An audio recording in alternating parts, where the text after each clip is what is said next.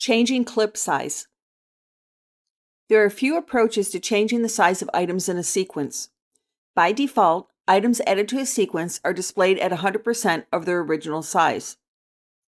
If a clip image size does not match the sequence frame size, there are several ways to adjust it.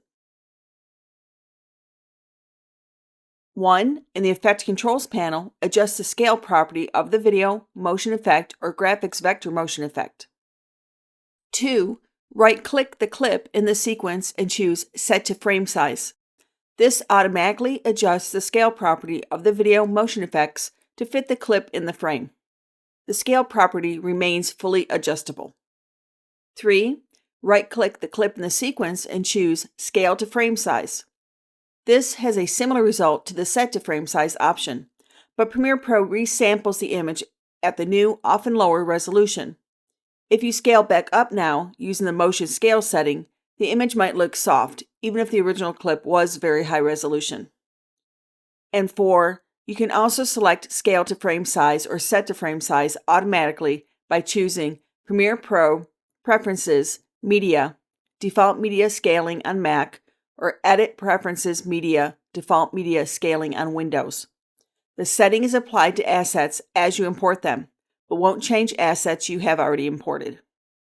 For maximum flexibility, use the first or second method so you can scale as required without sacrificing quality.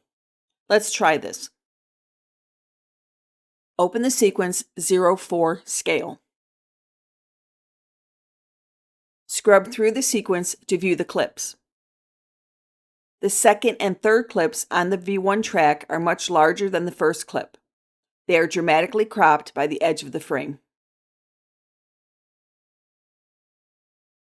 Move the timeline playhead over the last clip in the sequence on the V1 track. Select the clip and press the F key or choose Sequence Match Frame to open the clip in the source monitor in its original resolution. The Match Frame command is a useful shortcut to locate a precise frame in a source clip that you are viewing in a sequence. In the Timeline panel, right-click the clip and choose Scale to Frame Size. This conveniently scales and resamples the image to fit the sequence resolution. However, there is an issue. The clip is full DCI standard 4K with a resolution of 496 by 2160, and that is not a perfect 16:9 image. What is often referred to as 4K is actually ultra high definition, a slightly different frame size standard with the dimensions 3840 by 2160.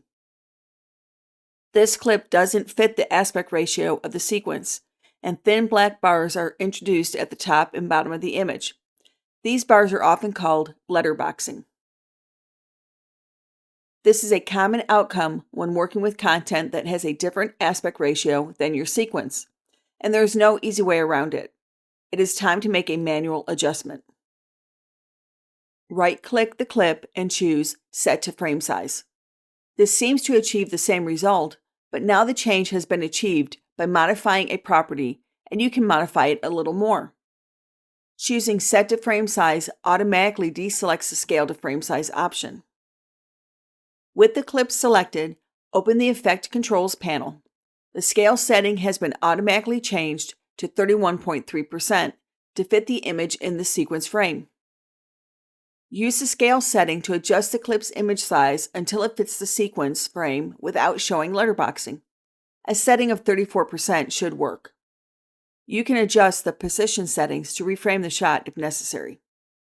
When clip and sequence aspect ratios don't match, you will have to choose between letterboxing, pillar boxing, black bars at the sides, cropping, and changing the aspect ratio of the image by deselecting the Uniform Scale option in the Effect Controls panel.